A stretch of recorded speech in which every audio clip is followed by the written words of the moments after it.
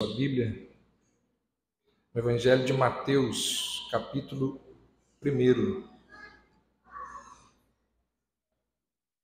Mateus 1. Nós não vamos ler não vamos ler versículo após versículo, eu vou pensar alguns versos do capítulo 1. Peço que você acompanhe. O primeiro verso diz: livro da genealogia de Jesus Cristo, Filho de Deus, filho de Davi, filho de Abraão. Verso 3: Judá gerou a Tamar, a Pérez e a Zera. Pérez gerou a Esrom, Esrom a Arão.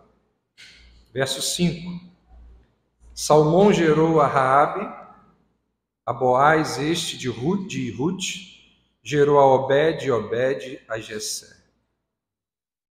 Verso 6: Jessé gerou ao rei Davi, e o rei Davi a Salomão, da que fora mulher de Urias. Agora os versos 16 e 17. E Jacó gerou a José, marido de Maria, da qual nasceu Jesus, que se chama o Cristo. De sorte que todas as gerações, desde Abraão até Davi, são 14. Desde Davi até o exílio na Babilônia, 14. E desde o exílio na Babilônia até Cristo, 14. Vamos orar. Senhor, nós te louvamos por Jesus, o nosso Senhor. Te louvamos porque Ele veio a este mundo, se encarnou, viveu, morreu e ressuscitou em nosso lugar. Te louvamos por essa noite festiva, quando celebramos a encarnação do Teu Filho. E agora, quando vamos meditar na Tua Palavra, num texto que fala exatamente da vinda de Cristo a este mundo, que o Senhor, ó Deus, nos ajude,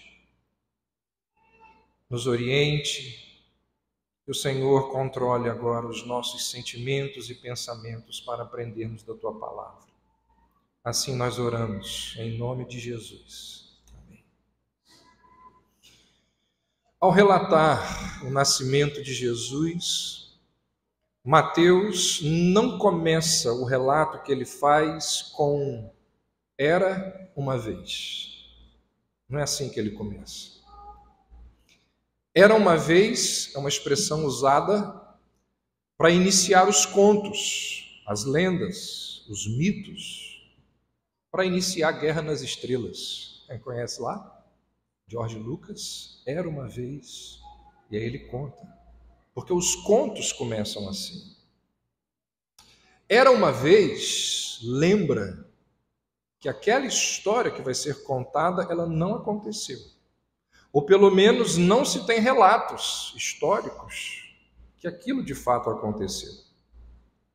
Não é assim que Mateus começa a história de Jesus, porque a história de Jesus, ela aconteceu.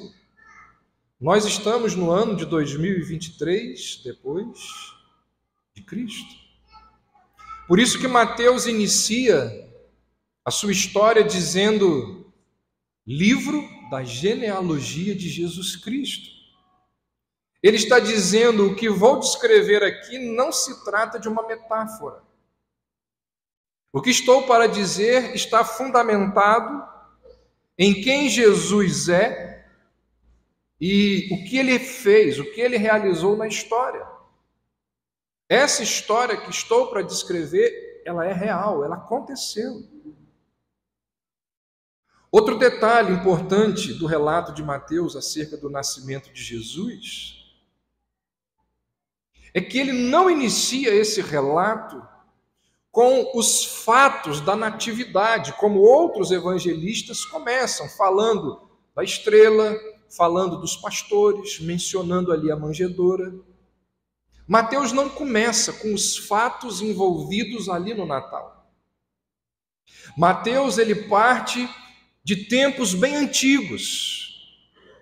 e fornece ao seu leitor uma longa, uma extensa e até enfadonha genealogia. E quando nós lemos genealogias, é muito fácil nós perdermos a paciência com esses versos que ficam falando ali um monte de nomes, e aí a gente acaba pulando o texto e buscando logo as histórias que vêm depois dele. No entanto, o que Mateus nos mostra aqui, com essa genealogia, é que o Natal, ele não tem relação apenas com o nascimento. O que Mateus está a nos mostrar com essa genealogia é que o Natal tem a ver com uma vinda. Não é só um nascimento, é uma vinda. Quando nós olhamos lá em Apocalipse 13, João vai nos dizer que Deus planejou a vinda de Cristo a este mundo muito antes desse mundo ser criado. Ou seja, essa genealogia, ela nos fala muito mais sobre o Natal, sobre a encarnação, sobre a vinda de Cristo, do que a gente imagina. Essa genealogia nos mostra duas coisas que Mateus não diz, que são importantíssimas, e três coisas também importantíssimas que ele faz questão de frisar. E são essas 5 coisas que eu queria mostrar para você aqui nessa genealogia, que nos ajudam a celebrar o Natal de uma forma mais bíblica. Domingo que vem, dia 24, nós estaremos com as nossas famílias e estaremos agradecendo a Deus a encarnação do Cordeiro, a encarnação do Filho dele.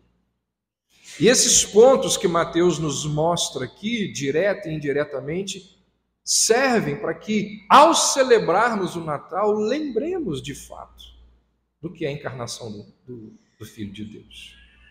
Duas coisas importantes que Mateus não diz, mas estão presentes na genealogia, de forma indireta, e três que ele diz de forma direta. Primeiro, ele nos lembra aqui que evangelho são boas novas, não são bons conselhos. Conselho é uma recomendação que você deve fazer. Novas são um relato daquilo que já foi feito. O conselho diz que cabe a você agir. As novas dizem que outra pessoa já agiu. O conselho incentiva você a fazer algo acontecer. As novas o incentivam a reconhecer que algo já aconteceu e a reagir diante disso que aconteceu. Por exemplo, imagine que um exército invasor venha sobre uma cidade. Aquela cidade que está sendo ameaçada, ela precisa reunir ali os seus conselheiros, homens que entendam de guerra, para ouvir os conselhos que esses homens têm a dizer diante do que vai acontecer. Provavelmente isso aconteceu lá em Israel. O que a gente vai fazer agora diante da invasão do Hamas? Eles ouviram conselheiros. Alguém tem que explicar diante dessa invasão, chegar ali e dizer, explicar os bastiões, as trincheiras onde que devem ficar, aqui e ali, os atiradores de elite, qual o local que eles devem ficar, os tanques lá embaixo. Esses são conselhos. Agora, se um rei já derrotou esse exército invasor, a cidade ela não precisa de conselhos, a cidade precisa de mensageiros. Mensageiros não dizem, aqui está o que você deve fazer. Não, mensageiros, eles dizem assim, trago ao povo notícias de alegria. Não precisam mais se preocupar, não precisam mais fugir, não precisa mais tentar se salvar, porque o rei já nos salvou. Conselho é diferente de novas. O que nós temos aqui nas narrativas bíblicas do Evangelho sobre o Natal? As narrativas bíblicas acerca do Natal não dizem o que você deve fazer. As narrativas bíblicas do Natal, elas estão dizendo aquilo que Deus já fez. Não é conselho, são boas novas. Ou seja, a descrição bíblica do nascimento de Jesus é uma proclamação, é uma nova. E isso faz grande diferença. Em muitas das nossas igrejas, nos dias de hoje, a salvação ela é anunciada como um conselho. Ou seja, é algo que você precisa batalhar para conseguir. A salvação é anunciada como um conselho, ou seja, é algo que você conquista com os seus esforços. Só acontece se você orar, se você obedecer às regras prescritas pelo líder, se você pagar o passaporte celestial. Os fundadores de seitas e religiões, eles vão dizer, faz isso, faz aquilo outro, senão você não vai para o céu. Não é como... Eles vão dando conselhos. Jesus não. A Bíblia não. Jesus faz uma anunciação. A Bíblia faz um anúncio. Você jamais conseguirá me alcançar. Por isso que eu tive que descer até aqui. Isso é um anúncio. Obviamente que o cristianismo tem enormes implicações morais. No entanto, o cristianismo é, antes de qualquer coisa, a mensagem de que você não é salvo por aquilo que você faz, mas por aquilo que Cristo já fez. Você começa com Cristo, não ao adotar uma ética, um estilo de vida, ou ao se juntar a uma comunidade. Não é assim. Você começa crendo no relato daquilo que aconteceu na história. Deus se tornou ser humano. Isso é verdade. Jesus realmente viveu, sofreu e morreu por aqueles que nele creem. De fato, ele ressuscitou, saiu do túmulo, porque se for esse o caso, tudo que a Bíblia diz sobre como viver faz sentido. Se essas coisas anunciadas nas Escrituras de fato aconteceram, se o relato bíblico de fato é verídico, aí as nossas vidas ganham outro sentido. Agora, se o relato bíblico parte de era uma vez, se é apenas um conselho inspirador e não a declaração dos maiores acontecimentos da história, então é tudo bobagem. Então o relato da encarnação é uma nova. Aliás, é uma grande nova. É uma boa nova. Por isso que é chamado de evangelho. Obviamente que o Natal é só o começo da história de como Deus veio nos salvar.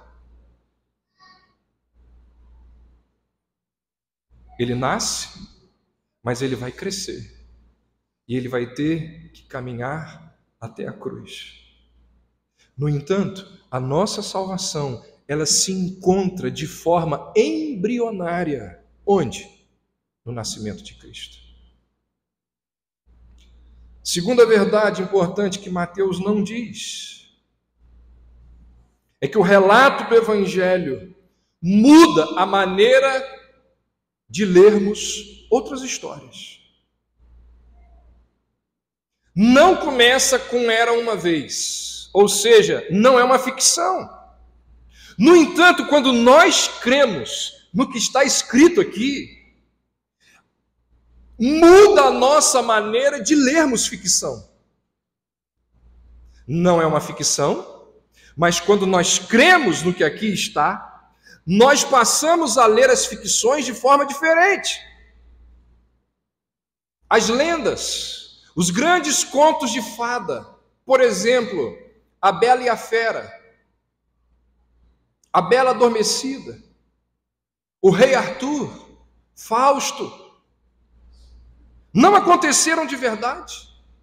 No entanto, essas histórias e tantas outras, elas parecem suprir um conjunto de anseios do meu e do seu coração, e que a ficção realista nunca é capaz de alcançar ou de realizar. E isso acontece porque no fundo do seu coração, no fundo do meu coração, no fundo do coração humano, existem desejos de experimentar o sobrenatural, de alguma maneira escaparmos da morte, de triunfarmos sobre o mal. No fundo do meu e do seu coração, existem desejos de conhecer um amor que a gente nunca vai perder. No fundo do meu e do seu coração existem desejos de não envelhecer, mas de viver o suficiente para concretizar os nossos sonhos. Por isso que os mitos, as lendas e os contos geram milhões e milhões e milhões e milhões ao redor do mundo. Por quê? Porque nós olhamos aquilo e nós aplaudimos e nós ficamos fascinados. Por quê? Mesmo sabendo que aquelas histórias não aconteceram, o nosso coração, ele anseia por princípios, por coisas que aquelas histórias contam. Por exemplo, A Bela e a Fera fala da existência de um amor que é capaz de nos resgatar da brutalidade que criamos para nós mesmos. Quem não quer isso? Quem não quer isso? A Bela Adormecida nos coloca em uma espécie de feitiço do sono e diz que um príncipe poderoso e imponente virá nos acordar. Quem não quer isso?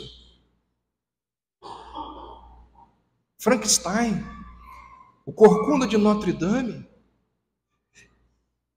Esses contos nos falam que o sublime, ele pode nascer daquilo que é repugnante.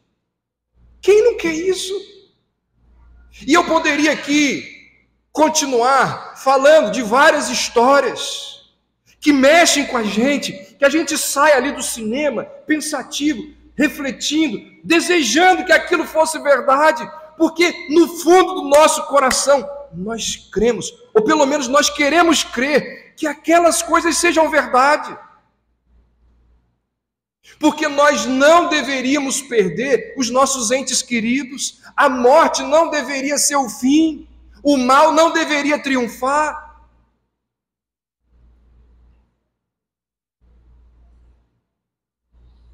Embora as histórias não sejam verdadeiras, o que nós desejamos é que as realidades por trás delas de fato aconteçam. Só que a nossa mente crítica sai e diz assim, a gente conversa com a gente mesmo e diz, isso é besteira, isso é só um filme, isso é só um conto. Contos de fadas não existem. Nada disso tem nenhuma relação com a realidade. Mas aí, a gente lê o texto bíblico. Aí a gente se depara com a história do Natal. E à primeira vista, ela se parece com as outras lendas. Por quê? Porque aqui nós temos o relato de alguém que veio ao nosso mundo de outro mundo. Não é isso? Quem é Jesus? Um extraterrestre. Jesus não é desse mundo, mas ele vem aqui. E quando ele chega aqui, ele tem poderes miraculosos. Ele vira para o vento e fala assim, quietinho. E o vento fica quieto. Ele vira para o mar e diz, cala-te. E o mar fica calado. Ele pega lá um paralítico que não andava e fala assim, levanta e anda. E ele imediatamente faz isso. Um cego de nascença passa a ver. E o pior de tudo, ou o melhor de tudo, ele vira para um camarada que está morto há 4 dias e diz assim, levanta, vem aqui. Gente, isso é conto de fada. Os céticos leem isso e dizem assim, um grande conto de fadas. De fato, parece que a história do Natal é mais um relato apontando para essas realidades mitológicas. Só que o Evangelho de Mateus não começa com era uma vez. O Evangelho de Mateus diz, aconteceu. A narrativa não abre espaço para uma ideia de conto de fadas. Jesus Cristo não é mais uma história bonitinha, adorável, apontando ali para realidades impossíveis. Não. O relato diz que Jesus veio do mundo sobrenatural, que o nosso coração sabe que existe, embora a nossa cabeça fique ali dizendo que não. E no Natal, ele abriu uma passagem entre o ideal e o real, entre o eterno e o temporário, e ele vem a esse mundo. Ou seja, se Mateus estiver certo, isso significa, sabe o quê? Se Mateus estiver certo, isso significa que existe uma bruxa má nesse mundo. E que nós estamos debaixo do feitiço dessa bruxa má. Se Mateus estiver certo, existe um príncipe imponente e poderoso que quebrou esse feitiço. Se Mateus estiver certo, existe um amor do qual nós nunca seremos separados. Se Mateus estiver certo, um dia nós iremos vencer a morte. E diz o salmista que nesse dia as árvores baterão palmas. Nesse dia as árvores dançarão. Olha isso. Em outras palavras, embora os contos de fada não sejam fatos reais, a verdade de Jesus significa que todas aquelas histórias que nós amamos não são um escapismo, de certa forma, as realidades espirituais para as quais elas apontam, um dia se tornarão realidade. Por isso, que quando uma criança dessa que estava aqui na frente, lê um livro, e lá naquele livro diz assim, um dragão foi morto pelo príncipe. Você pode dizer para ela assim, isso é verdade. Mas pai, dragões não existem. Você tem uma ótima oportunidade para explicar para ela o Evangelho. O dragão da morte, o dragão do pecado. Quando uma criança lê um livro e diz assim, eu queria que o super-homem fosse de verdade. Olha que oportunidade que você tem de virar para ela e dizer assim, o super-homem não é o Clark Kent. O super-homem é o filho de Maria. O Todo-Poderoso que viveu aqui nesse mundo. Quando uma criança lê um livro ou vê um filme e diz assim, pai, eu queria viver para sempre. queria morrer. Olha que oportunidade que você tem de dizer para ela: Jesus Cristo veio a esse mundo para que nós pudéssemos viver para sempre. Quando uma criança lê um livro e nos diz isso, nós temos a oportunidade de interpretar e de contextualizar e de, no final, dependendo qual foi a nossa interpretação, dizer para ela: vai acontecer. Há um filme antigo, se você não viu, só lamento, alerta de spoiler, mas faz tempo esse filme. Hulk, a volta do Capitão Gancho. Meg Smith faz o papel de uma Wendy já idosa, ali da história do Peter Pan. E existe uma cena em que ela conversa ali com Robin Williams, o Peter Pan, que já está adulto e sofrendo de amnésia. E ele se diverte ali com as histórias que o Andy está contando para os filhos. Mas num determinado momento, ela olha para ele, porque ele está ironizando, zombando, ele não lembra. E ela vira para ele e diz assim: Peter, essas histórias são reais. Ele só não lembra. Essas histórias aconteceram. Se o Natal de fato aconteceu, isso significa que a raça humana inteira sofre de amnésia.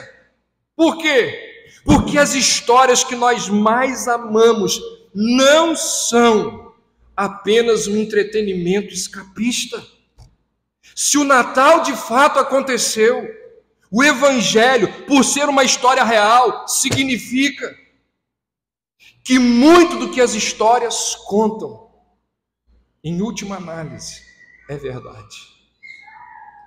Existe alguém de outro mundo que veio acabar com esse feitiço que impede o ser humano de reconhecer aquele príncipe que veio nos salvar. Então, o relato do Evangelho muda a maneira de lermos outras histórias, de vermos filmes, de analisarmos um monte de coisa da nossa sociedade. Duas coisas que Mateus não diz. Agora nós vamos ver três coisas que ele diz aqui.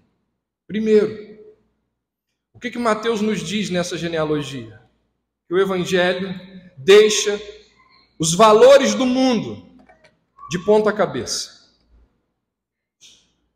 Preste atenção. Mateus 1 não é uma genealogia, é um currículo. Naquele tempo, era a família e o clã que constituíam o currículo de uma pessoa. Ou seja, a genealogia era um modo de uma pessoa dizer para o mundo: esse aqui sou eu. Atualmente, nós deixamos de fora do nosso currículo aquelas partes que revelam as nossas falhas. Eu duvido que você coloca lá no seu currículo assim: dificuldade de acordar cedo. Coloca? Você coloca lá no seu currículo assim: preguiçoso e com problemas de acatar ordens. Ninguém coloca lá no currículo assim: fofoqueiro, mentiroso e com uma enorme dificuldade de fazer amizade. Essas coisas a gente não coloca no currículo. Naquela época, as pessoas também escondiam as partes ruins da sua vida. Por exemplo, Herodes o Grande, ele pegou a genealogia dele e expurgou e retirou um monte de nomes, porque ele não queria que ninguém soubesse que ele tinha relação com aquelas pessoas. O propósito de um currículo genealógico era impressionar através da respeitabilidade de quem fazia parte. Eu sou filho de fulano de tal, neto de não sei quem, bisneto, meu tio é fulano de tal. Só que quando a gente olha para a genealogia de Jesus relatada por Mateus, o que Mateus faz é exatamente o oposto. A genealogia de Jesus descrita por Mateus, é absurdamente diferente de todas as outras genealogias da antiguidade. Primeiro, Mateus coloca na genealogia de Jesus 5 mulheres. Você vai olhar as genealogias do mundo antigo, não tem nome de mulheres. Quanto mais 5 delas. E pior, as mulheres listadas por Mateus eram de outro povo. Eram gentias, cananeias, moabitas, gente que o povo de Israel detestava. Israel olhava para esses povos como pessoas impuras. Esses povos não tinham autorização para entrar no templo de Jerusalém. O que Mateus faz? Ele coloca mulheres, e ele coloca mulheres gentias. Pior, ele vai na genealogia recordar incidentes sórdidos, terríveis, envolvendo cada uma dessas mulheres. Por isso que eu li o verso 3, está aí, Ele diz que Judá foi o pai de Fares e Zará, cuja mãe foi Tamar. Sabe quem foi Tamar? Enganou o sogro e induziu o sogro a se deitar com ela. Foi ali um ato de incesto, algo condenado em toda a Bíblia. E quando Mateus menciona Tamar, ele nos lembra desse incidente terrível envolvendo aquela mulher. Mas ele fala de mais mulheres. Aí no verso 6, nós encontramos talvez a história mais interessante de toda a genealogia. Porque na linhagem de Jesus está o rei Davi. Quem não gostaria de ter na sua genealogia o grande rei Davi, o maior rei da história de Israel? No entanto, Mateus nos diz que Davi era pai de Salomão, e se você tiver com o texto aberto, eu peço que você olhe. Olha o que ele diz no verso 6. Gerado daquela que havia sido mulher de Urias. Irmãos, quem era a mãe de Salomão que tinha sido mulher de Urias? Betseba. Quem não conhece a história pode achar estranho o que é dito aqui. Por que Mateus simplesmente não vira e diz assim, já que ele está citando outras mulheres pelo nome, ele podia dizer assim, Betseba, mãe de Salomão. Mas não. Ele diz, daquela que havia sido mulher de Urias. Quando Mateus se refere a Betseba dessa forma, o que ele está nos convidando a fazer? A recordar aquele trágico e vergonhoso capítulo da história de Israel. Davi, foragido, fugindo de Saul para salvar a própria pele. Lá no deserto, ele reúne um grupo de homens que o acompanham o tempo inteiro, fica em torno dele o tempo todo, salva a vida de Davi várias vezes, e esses homens ficam conhecidos como os valentes de Davi, porque eles fazem tudo por ele. Sabe quem era um dos valentes de Davi? Urias. 2 Samuel 23 diz que Davi devia a vida dele a Urias, porque Urias tinha salvo a vida de Davi em algumas ocasiões. Anos mais tarde, Davi se torna rei. Na época ele devia estar na guerra, junto com o povo. Ele está em casa, sai do palácio, sai dali do quarto dele, dá uma olhada e vê a mulher lá. Procura saber quem é essa mulher. Sabe qual foi o recado que deram a ele? Ela é Betseba, mulher de Urias. Junto com essa expressão mulher de Urias, está dizendo assim: cai fora. Tem dono. Mas ele não quis saber. Dorme com ela e providencia, quando descobre que ela está grávida, para Urias, aquele que salvou a vida dele, aquele que foi leal. Manda Urias voltar da guerra e diz assim: você é um grande herói, pode ir para casa, vá lá para o aconchego e para os carinhos da sua mulher. O que Urias faz? Ele fica na porta da casa dele, ele não entra. Davi manda dar vinho a ele. Quem sabe bêbado ele não entra, mas ele não entra, porque Davi queria que aquele filho entrasse para a história como filho de Urias. Todo mundo sabe qual foi o final da história.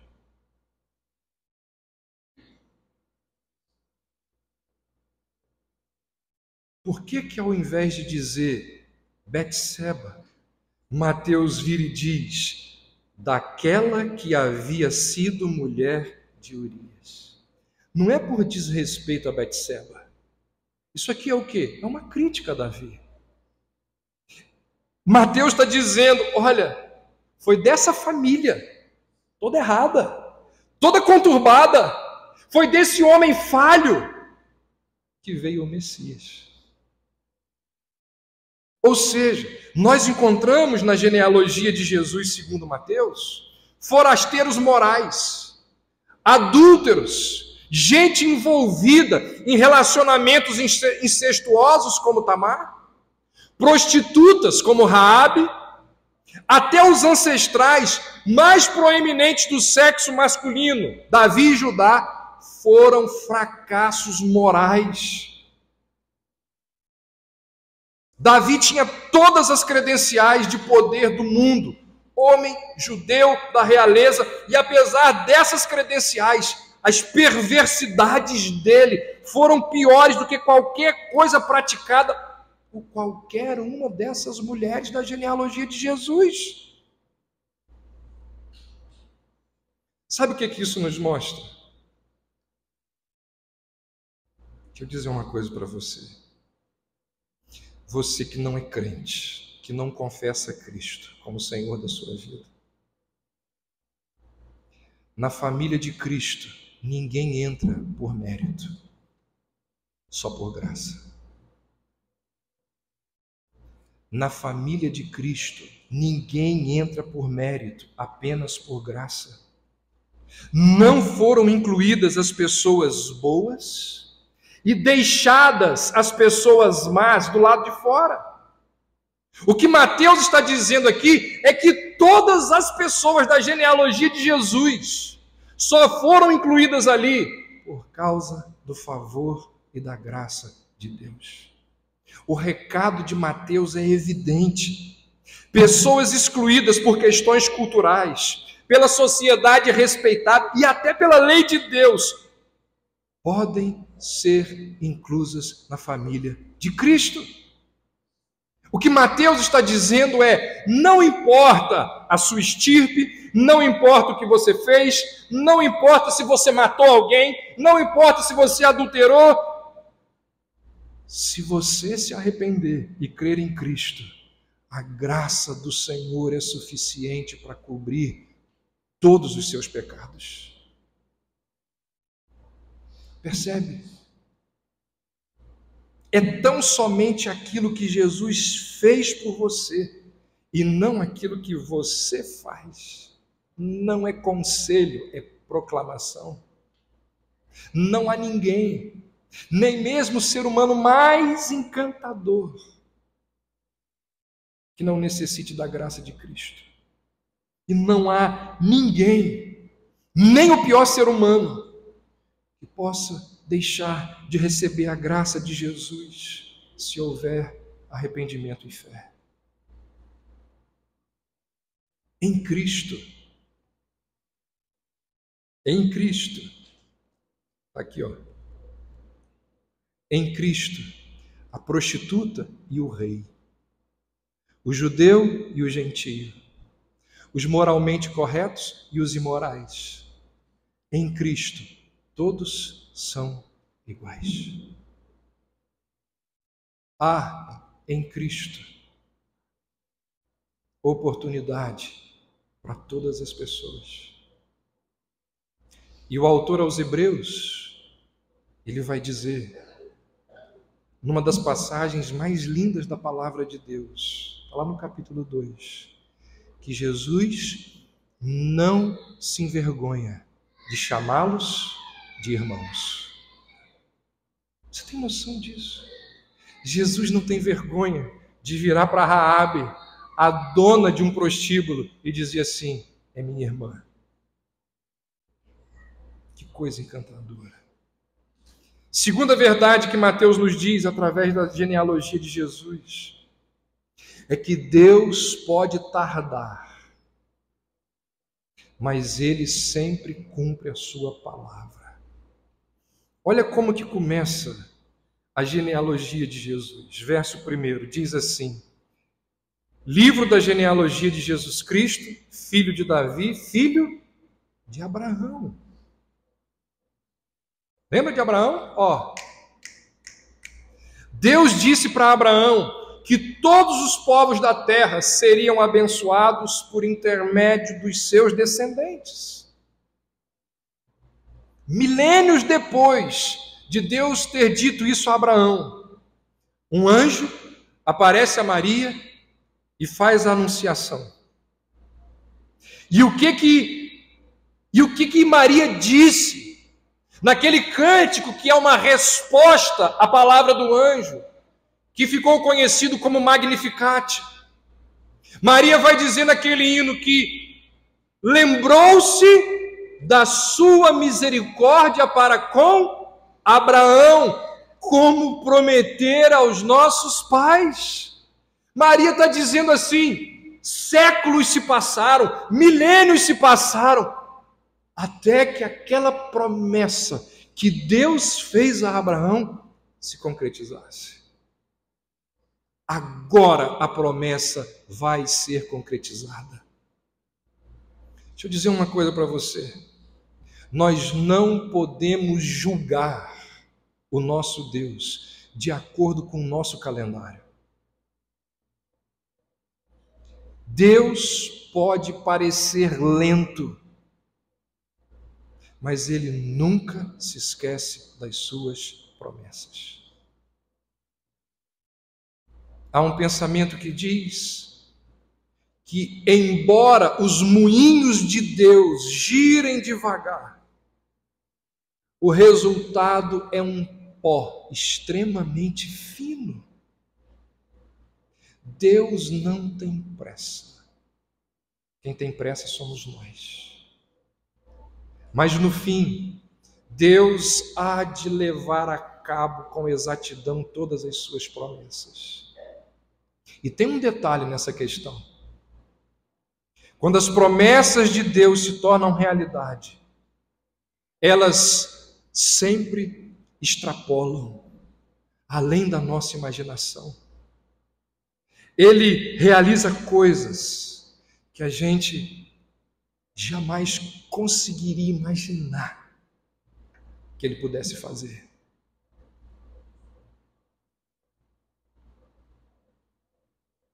Terceira e última verdade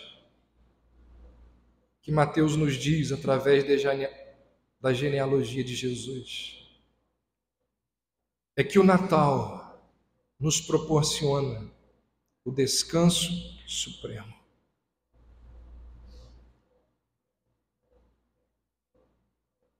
Se você observar no fim da genealogia, Mateus ele dá grande atenção aos números das gerações.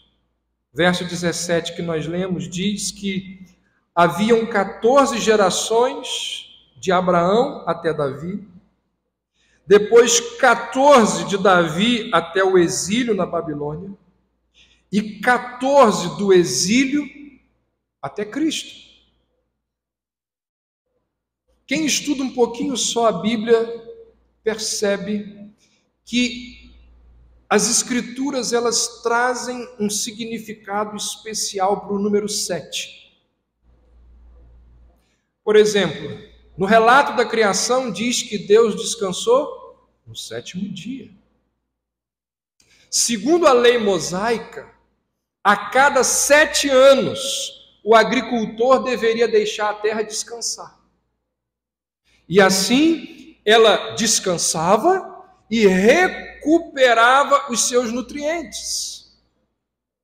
Lá no livro de Levítico, é dito que o último ano do 7º período de 7 anos, ou seja, o 49º ano, devia ser o ano do jubileu.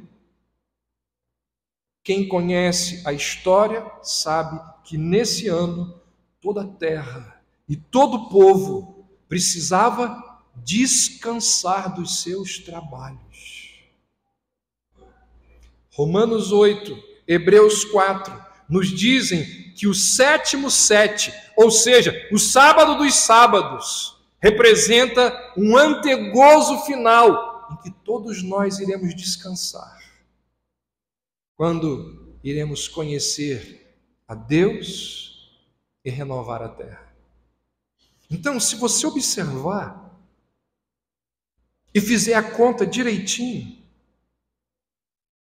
aqui na genealogia, você vai perceber que houve 6 conjuntos de 7 gerações, o que faz de Jesus o início do 7º conjunto de 7. Ou seja, é muito provável que Mateus esteja nos dizendo: qualquer descanso só nos virá por meio de Jesus Cristo.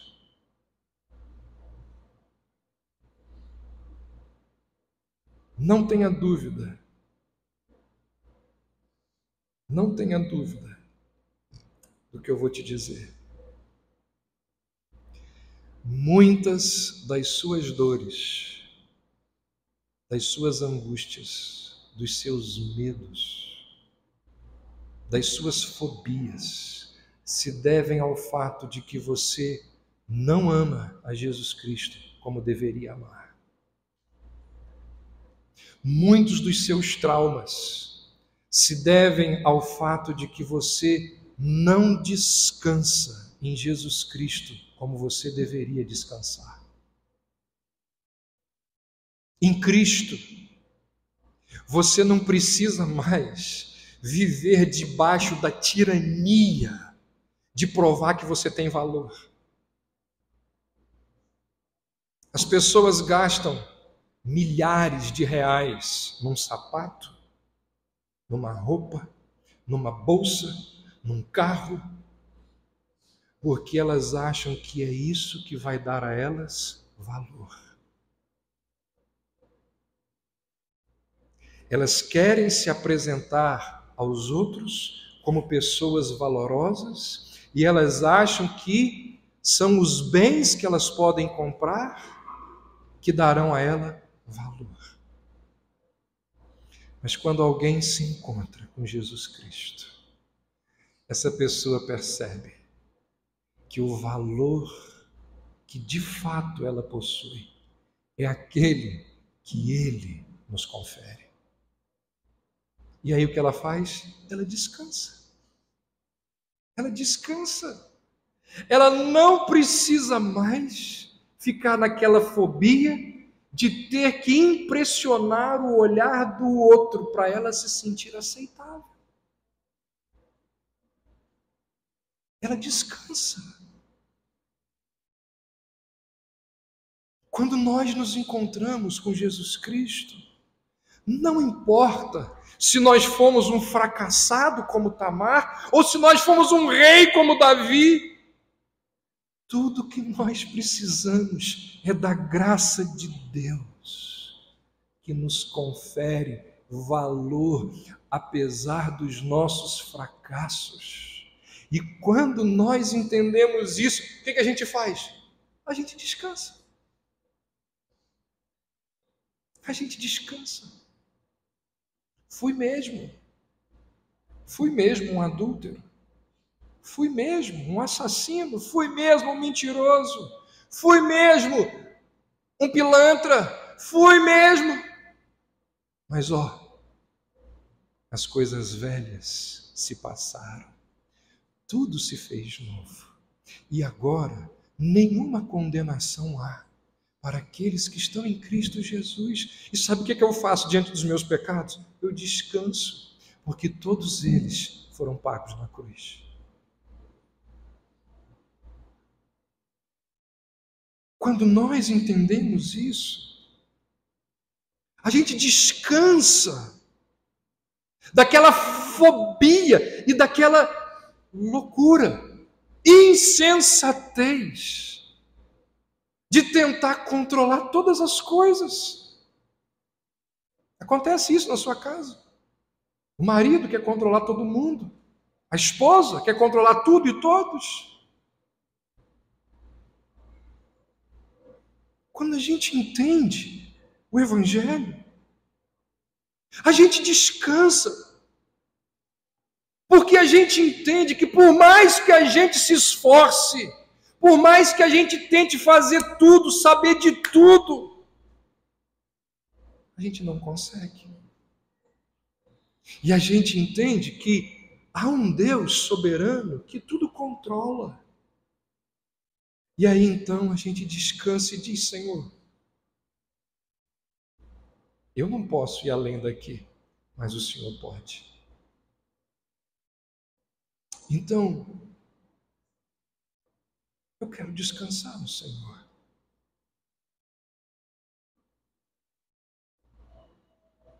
O Natal nos ensina que, apesar das circunstâncias contrárias, o nosso bom Deus está no controle da história.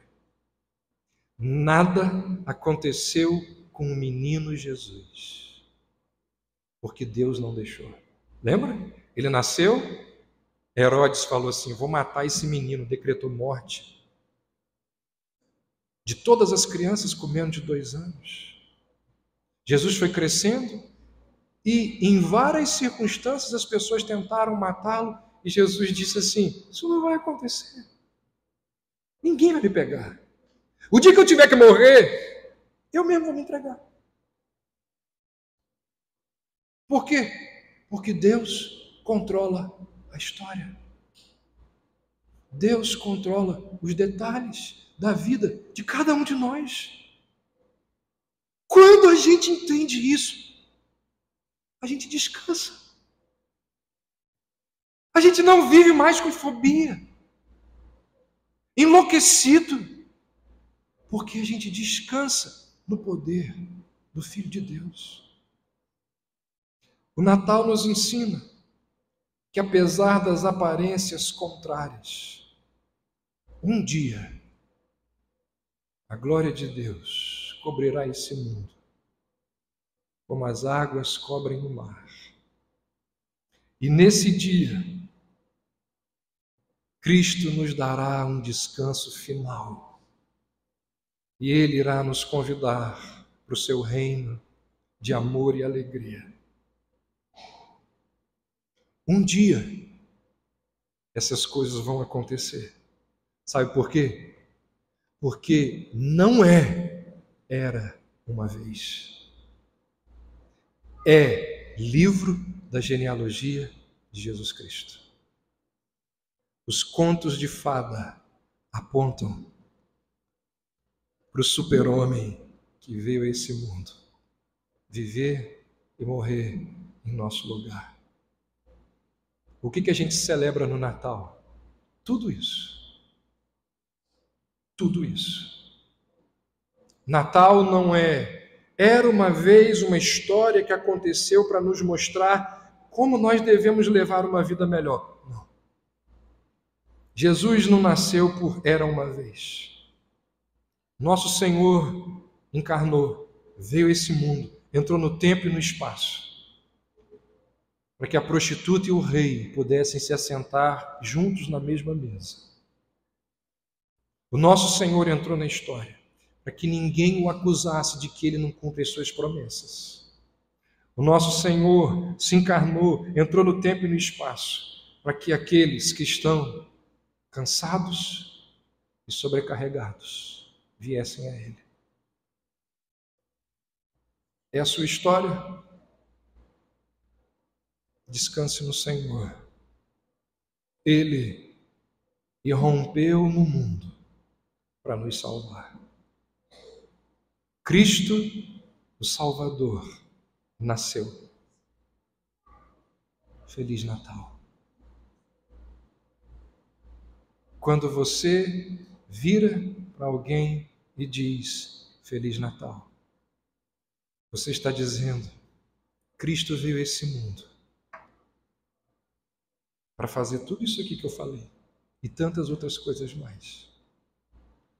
Que Deus nos ajude a celebrarmos o Natal, a celebrarmos a encarnação do Filho de Deus, entendendo essas verdades, crendo nessas verdades, nós podemos e devemos dizer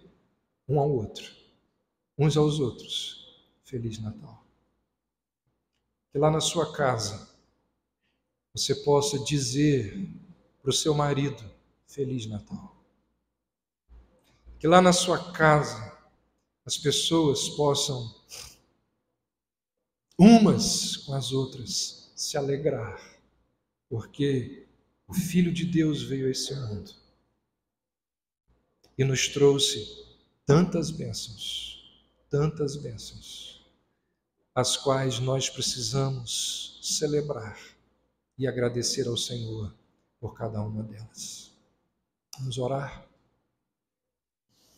Ó Deus, louvado seja o teu nome,